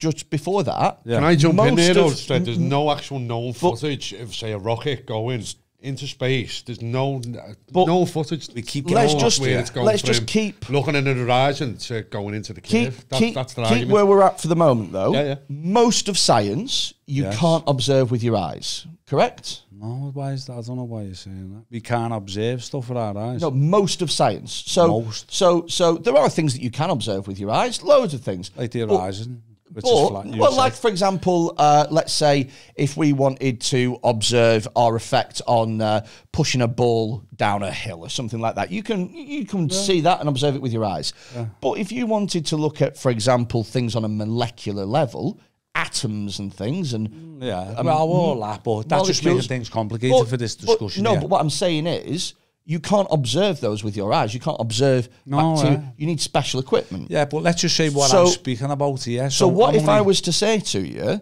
that you couldn't observe the horizon through your eyes? You needed special equipment. But we don't. We can't. But- Can you agree? You see when you look out the window, you see the horizon. The highest point I've ever been on a plane, I've actually looked out and went, oh, fucking hell, it's still still the flat. horizon. I've never gone, but oh, that's not- do you know what I But mean? you're going into different things, talking about atoms and but I get where Joe's coming from. He time. said you've never actually Us observed the to Earth do being an round with your a own scientific eyes. That's the argument. experiment, and we'd say That's the Earth flat Earth it's argument. a What I'm fundamental saying- fact. What I'm saying is that that's not the best way to observe the horizon. So the best way would be, surely you can admit that your eyes aren't as good as, say, lasers. Yeah?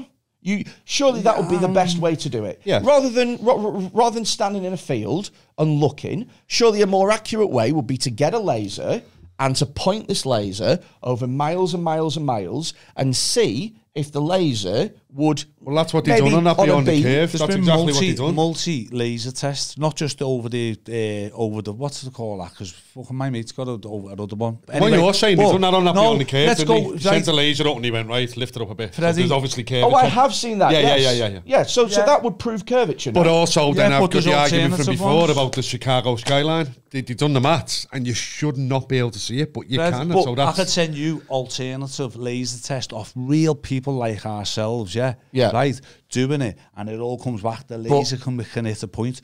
I wouldn't be interested in that because real people like ourselves Yeah. have no knowledge in how to operate lasers. We have no knowledge in how to make proper scientific discoveries, no knowledge in how to operate a test in a scientific way. I would be much more interested in five scientists. Yeah, surely, because So we are. If we was just do it over the lake, get a laser, right? Can you see that laser? And it's pretty easy. Let's go back to science. Earth is fundamentally, right? It's a fact, observably flat for us three to observe.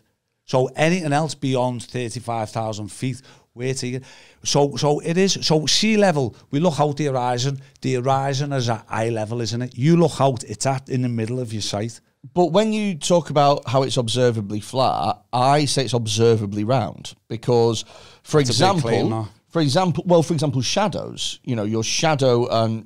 They did the stick test thousands of years ago, and that was one of the first observable, bits of proof that the Earth was. That's hearsay. We could go and do it now. Yeah, but we can do that on a flat Earth as well. It can be done on a flat Earth. How? Also, it can be. And the sun would have to come right over, for the light to be going into with the sticks. And it was being done in a well. They've done one in a well, haven't they? So, from Earth being observably flat, right, we look out at sea level. When you look out to the horizon, it's called an horizon because it's horizontally flat, right? So sea level, it's flat. We can agree on that.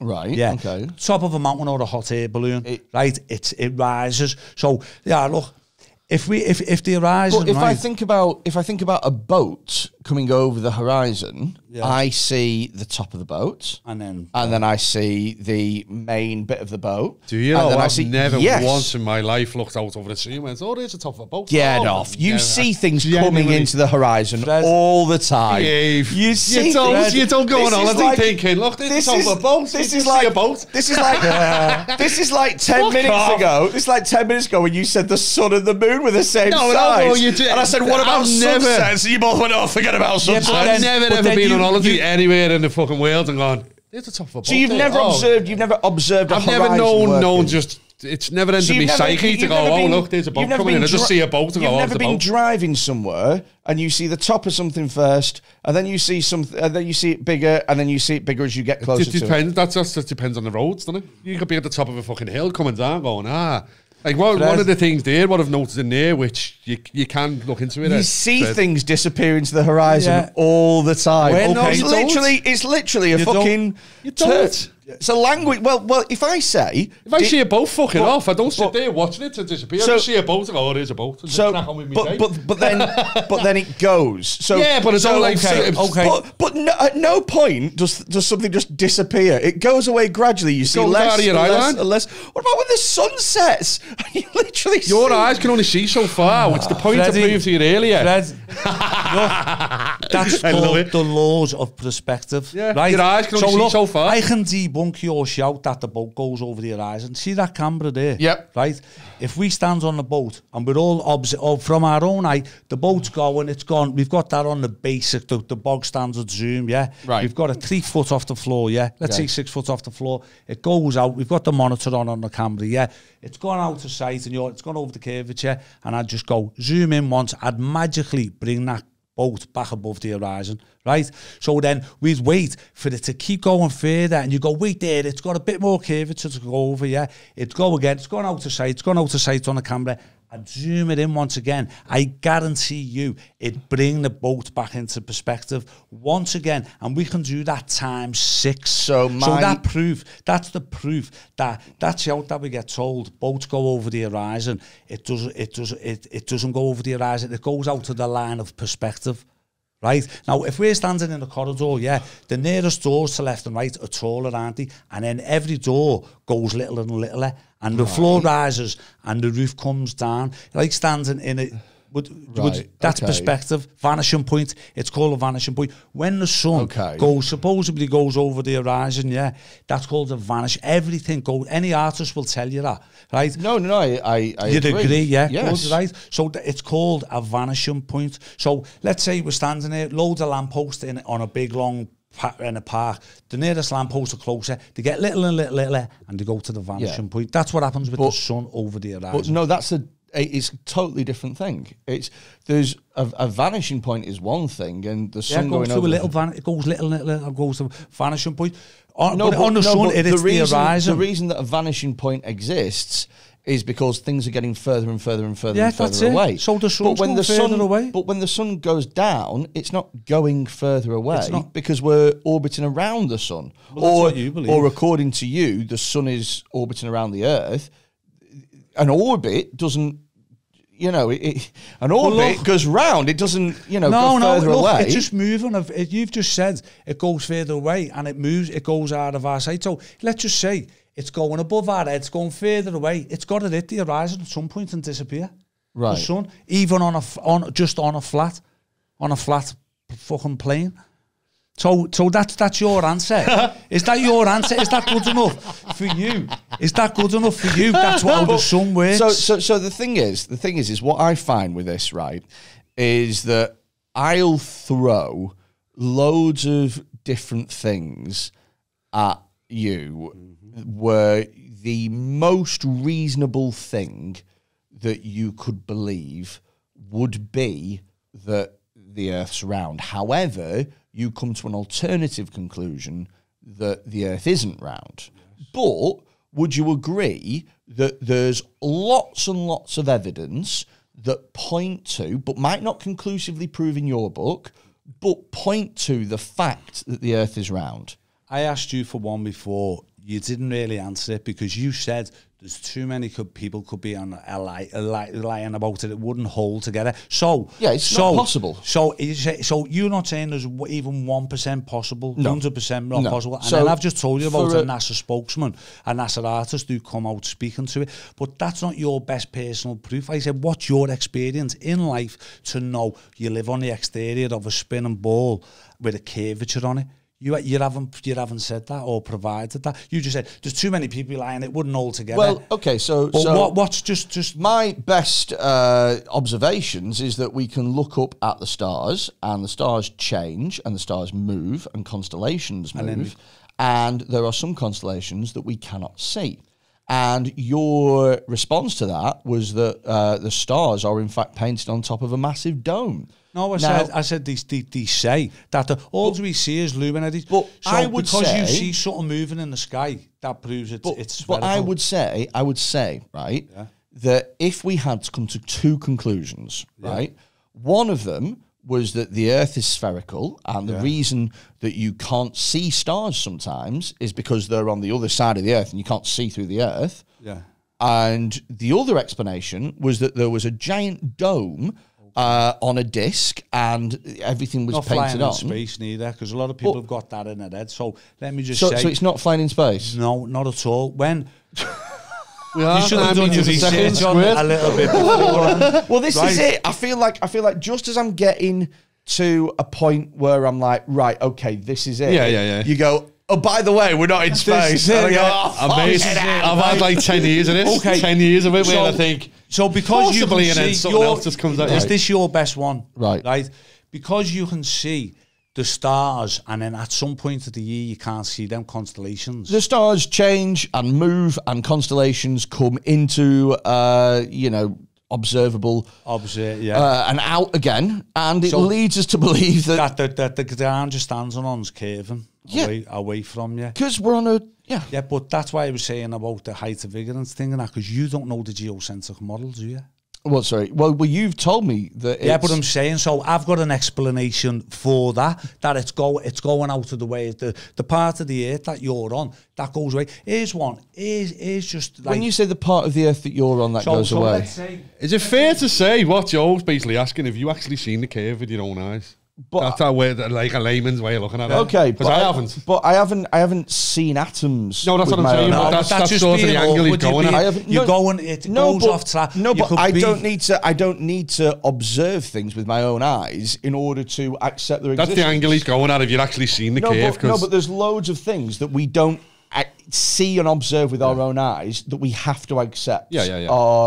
Exist. Because we're indoctrinated, aren't we? That's the way we're led to believe. If your level of proof is, unless I can see it, it doesn't exist. Then well, like you say that about ghosts and anything, can't you? That's sort of a different argument. You're going to have to discount an awful lot of stuff because there are things on a molecular level that we can't see. But a lot of the experiments they've done, they've sent weather balloons up to like heights that we can't go. And at what point does it change from being a horizon, a flat Earth, to a curve? There's no actual footage of it. In the technology we've got now, there's like Elon Musk fired a rocket up. When you say there's no actual footage, there isn't no footage. Of footage of the curvature of the Earth. But what happens? No known footage of it. Like say a rocket going to space from, say it's watching the Earth. The footage of it's flat. At what point does it curve? But the thing is, you can dispel the whole fucking flat Earth theory by doing that. Just go fuck off. There's loads of footage of the curvature of the Earth. There's loads of pictures and things, but what will happen is everyone will say that they are doctored. There's loads of every single picture of the Earth doctored. Every single known footage picture of the Earth online is being belter. Go on, Joe. I like it when you're going to answer. I can. This is why I'm so much on the fence. I love this. There is not. I'm saying this now. There is not one, right? And you got to say if there is or there isn't here. Okay. There's not one video footage, right, of a camera or from the Hubble telescope, that's out in space, right? Zooming in. Where's the ball? Where's the ball? Where's the ball, mate? Get the ball. I know where this is going. I know exactly where this is going. Right. So let me tell you this. Now, a lot of people are going to hear this and go, he's fucking on. So let's say there's that camera there, There's the camera. There's not one video footage to date of the whole spherical Earth from top to bottom.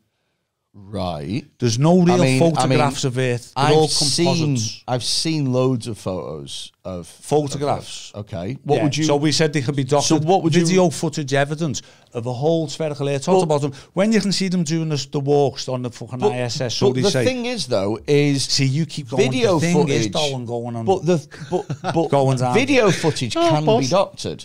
Well, video. But I'm just saying. My thing is with is I think, Joe, is I don't think that there will ever be enough proof for you that the Earth is round. No, look. There's no video footage of the whole Earth. But if there was, you'd say it was doctored. I wouldn't. I'd say, let me see it first. So you can't say that What's to me. What's the actual way to dispute it? You can't say to me that. I'd reject it. Let's so YouTube it. Go on, video, put it on. Video. Yes. He's give us our honesty. Of the Earth from space. Video footage of the Earth from space. But it's got to be a whole Earth. Yeah, the full Earth. The full Earth. Okay, so I'm looking at this now. I want to see this is actually NASA live. Well, oh yeah, I should probably point this at the thing. You shouldn't. Let's see here. About.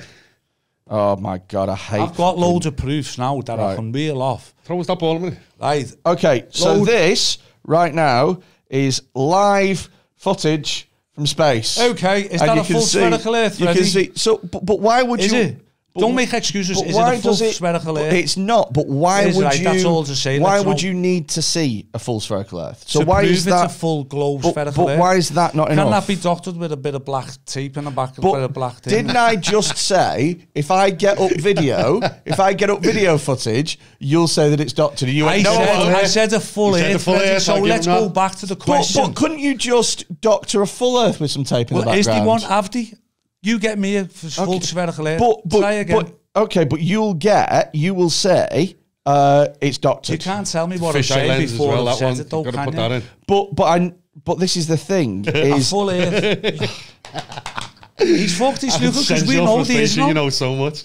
But this is the thing: is no matter what I show you, you'll always say no. That's not enough. That's what all the globe tarts say. Right now, all of I love it. Yes, Joe. I love it, mate. Look, honestly, you're defending the globe heavily, you know, Freddie. Right. So when someone knows about the boat, so could you agree? There's no video footage of a whole globe Earth top to bottom. Well, I can't get any up in the 20 seconds that I've YouTubed. Okay. Well, I know there isn't. Okay. So we can come do this podcast again. There is no full. They could just turn the Hubble telescope round and go, listen, flat earthers, there's your spherical Earth, right? But you reject that. That's what all the globe tarts say, right? So there is none of that. As for photographs, globe tarts. To be honest, it's globe theories. They're all called globe theories or theory theories because everything's on theory, Big Bang theory, this and that. But did you know, right? That I've just said that there's no video footage of the whole globe, right? So that's a fact, right? Which is sussy. Would we say that's... Yeah. There's no... Up to date, they've been doing... I don't think it is suspect, really, though, is it? Oh. Like, I don't think that it's suspect that, like, massive agencies wouldn't want to divert billions of pounds to pandering to people that believe in this. Just because... the Hubble telescope round, just go, bang, easy peasy. Yeah, but you know how much it costs to do that. You know how much time and effort and resource it costs. No, but it's not a case never done it. Yeah, but it's not a case. So look, the Hubble telescope is charged with observing the universe, and the universe is fucking infinite. It's massive, so it takes a very long time, and it's not the case that you can just turn it around dead quick, point it at Earth, there you go, turn it back again as you were. Oh, you think it would be though? So all the billions, right, all the money that we're spending, they can't get a footage of our home. There's no video footage. There's your home, full home. But if they did do that, then they would go... Like, I believe personally, if they did do that, then it wouldn't... The flat earthers wouldn't go, fair enough. Forget the flat earthers. Just why isn't there full video footage of a whole Earth? Why does there need to be? Because it's our home, it's our Earth. We're paying all this money. We're paying all this money, and they can't even give us one video footage of a whole Earth from top to bottom. But you're going, well, we don't need to. But that's a big red fucking flag to me. There isn't one. All the money we spent, that's why, because we pay money towards it, and they can't even go, hey, we're out in outer space, guys. There's your Earth. There's none. Right? Now, do you believe space is a vacuum? Pardon? Do you believe space is a vacuum? In terms of what? Would they say we're in a pressurized system and that's a vacuum? So there's two different pressurized systems. We're in that's in a vacuum, yeah. But any pressure, any well, it's not a true vacuum, is it? Well, they say it's a vacuum. Do they need to be a barrier between Earth and outer space? But there's different levels of a vacuum, isn't there? So you have a true vacuum, which is there's nothing in there. But when they talk about space being a vacuum, they don't mean there's nothing in there. They mean there's so little in there, spread out over so far that it might as well be a vacuum. It's technically classed as a vacuum, even though it's like how alcoholic beer, non-alcoholic beer, it doesn't have 0.0% alcohol. It's just got so little alcohol that you go, it's non-alcoholic. It's the same thing. Why don't you think that the likes of Jeff Bezos or fucking Branson, now they're doing commercial flights to space, would just get the main fucking flat earther and say, oi, come here. Well, fly them up and go, look. Speaking to them two, speaking about Bezos and Branson and fucking Elon Musk and shit, if the Earth was flat, why wouldn't they fucking mention it? It didn't get mentioned at all whether it was round or flat. They just flew to space, fucked about and went, hey. But so if you go up, if you believe that the Earth is round like everyone does, right, and you go up and the Earth is round, you don't come back after you've been to space and you go, guess what, it is round, because everyone's like, yeah. But if it was flat, then holy shit. Did it get shut down? Did it just get shut down? Where's the footage of it though from their flights? Amazon? Who shuts down? Did just shut them down? Where's the footage from their flights though? Amazon and you're talking about Jeff Bezos and Elon Musk in particular are two of the most powerful people in the world. Who could possibly shut them down? Wouldn't it be fair to say though, with you had that much money and power, you're surely aware of this flat earth theory. Someone like them, someone has had this conversation, they could have just gone up and just absolutely obliterated it. So would you say that people like Bezos and Elon Musk are people who are hungry for power and are hungry for money and wealth and fame? Yeah? To a degree, yeah, but also I think that they're aware enough of though that the theory exists. They're on Twitter. Well, think about how much of that they would get if they went up there and they said, guys, I had a look. Well, what did Elon Musk do? Elon Musk sent footage back of his car, supposedly in space with the Earth behind him, and said, this looks so fake that it's got to be real. It looks that fake. It's got to be real. And it's like, here's something now that you've got a lot of you're talking about Elon Musk, who is like purposely fucking pushing Dogecoin for a laugh. The guy is a fucking he's trying to put fucking implants in people's brains. I know he's proper fucking nuts. Fred, there's a lot of things. Hello, Joe. I know your head's spinning inside, man. You're just Fred, spinning on a disc, mate. Spinning on a flat ass disc, completely flat, 1,000 miles an hour, with a big fat dome across the top. Go on. Right? Do you believe the Earth's spinning? Yes. That's just a belief, though, right? Isn't it? No. So you felt the spin of the Earth? Well, again, it's like we've said many times now. Me feeling something, me seeing something is not a prerequisite for something existing. Mate, correct. If you've neither, you need if you've felt the spin or you haven't, so you've never felt it. Okay. Have you? Did you say then? Have you ever put your cock and balls in acid? No. No, but you wouldn't. No. Why? No, because it'd fucking burn off. Exactly. You know it. But you haven't experienced it. I haven't done it. But my question to you, you believe it's spinning. Yeah. But that's just a belief because you've never felt the motion of the Earth. But there's also proof that it is spinning. You, with your own senses. No, but again, I don't need to rely on my own senses to prove things. So you're going to drop your senses and take on a belief. That's like a religion. So you've been told No, it's not. It's so that's what science is about. So you believe science. Great. Yeah, totally. So you drop your senses, right, and believe science. So someone's telling you, you're spinning, yes, that's what we do all the time. You're spinning, but you don't feel it. Do you believe? No. Do you believe in ghosts? No. No. Okay, cool. But sometimes your senses will lead you to believe that there is a chill down the back of your neck. They will lead you to believe that something's moved. They will trick you. I wouldn't take that. I'd trust my senses first. But here's the thing is your senses are, as we mentioned, really easily manipulated. We talked about Skittles and how the colour of Skittles manipulates your taste buds. We talked about magic eye paintings, how you can stare at a magic eye, a circular thing, you stare at a painting, it looks like it's moving. I know, but you're going on to other things. As for the spin of the Earth, you've never felt it. Would you agree on that? Yeah. You've never felt it. I agree. So if you believe that it does spin, that's just a belief. No. That's not Yeah, correct. well, it is, 'cause you're That's being not told correct. it by science. So, no, because what you're saying is that in order for something to transition from being a belief to being factual, you yourself have to perceive it through one of your senses. But I'm saying that's not true, because your senses are fallible. No, it's like... Okay, so let's try and focus on this, because I think that this is a really important point, Joe. So, am I right in saying that for you personally, you have to experience something with your senses? No, just talking about the spin of the earth. Just let's stick to that, because you keep going on about the thing. Spin of the earth. But we I've also never talked felt about... it, so that's a belief. If I believe, I've been told. So I've never felt it, never ever will. None of us ever have. But we? there's other... So then someone's telling me, look, you don't feel your spin, but you are spinning. So I'm taking on a belief. That's a fact. So But I've never felt the spin. You can observe other evidence. Now, you might say, you see things revolve around the sky.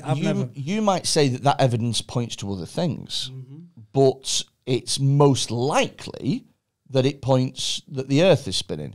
Would you not agree that let's take absolute certainties out of the equation? Okay. You'd agree that on the balance of probability, all this evidence points to the fact that the most likely conclusion is that the Earth is round and spinning. It doesn't necessarily mean 100% nailed on. It's the most likely scenario, though. The globe Earth. Yeah. No, not at all. If we never got told, here's a good one.